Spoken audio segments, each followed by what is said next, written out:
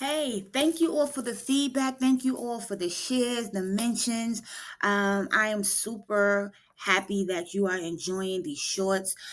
Last time we talked about being vulnerable with emotional intelligence, and so I want to dig a little deeper because there were some questions in the comments about how do you distinguish between healthy vulnerability and oversharing, and that can be really tricky. It always depends on the person. It always depends on who you are around and who you're sharing.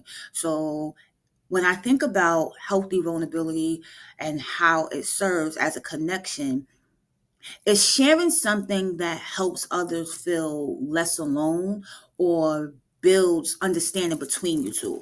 It's not about dumping everything that you're going through on someone else and it's like this the big monologue that you have, and that's not what it's about.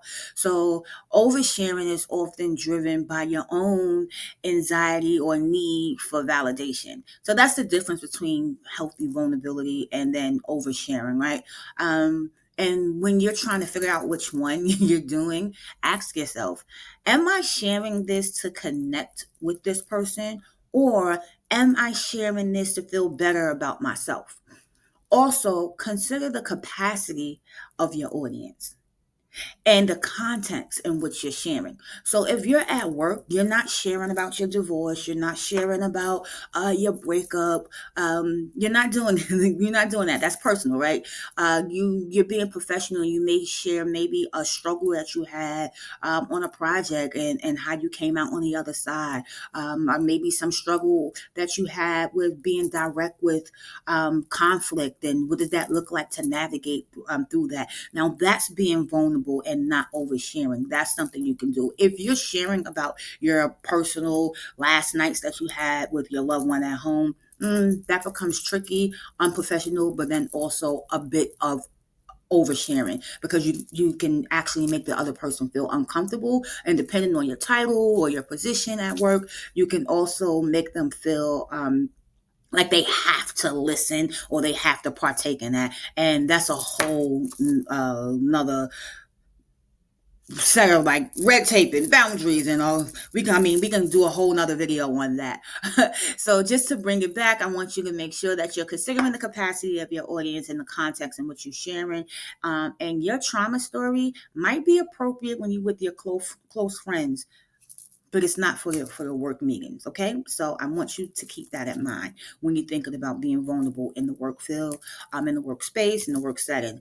And then also on some common myths that comes up with vulnerability, that often holds people back, and I get that question a lot, and that goes speaks to the biggest myth is that vulnerability equals weakness, and I shared that in the last video. That is so untrue. um, Another is that once you're vulnerable, you lose control. That is false. But actually, choosing vulnerability is taking control of your own story rather than hiding from it. It opens your mind and it expands you to allow you to be more present in your body, present in your mind, and in the space that you're in at the time. So people also think vulnerability means that you have to share everything with everyone. That is completely false. I spoke about this a few minutes ago. You have to be mindful of your audience, who you're sharing with, and the reason why you're sharing what you're sharing. And then also, you want to make sure that you're actually being discernment. You have discernment about and sharing, being authentic while also maintaining appropriate boundaries. So don't share just to share. Make sure that there's some intent, and make sure you're mindful of the impact of what you're sharing. And then you always want to think about, how does vulnerability help build deeper connections with others? That can be tricky because, again, you want to make sure that you're being intentional. You want to make sure that the impact is matching the intent of what you're sharing when you're in this vulnerable state.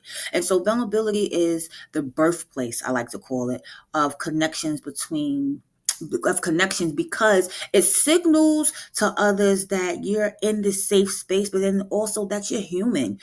Some people operate like robots, and they just move. They come to work, they punch out, they come, they work when they got one, and they just go.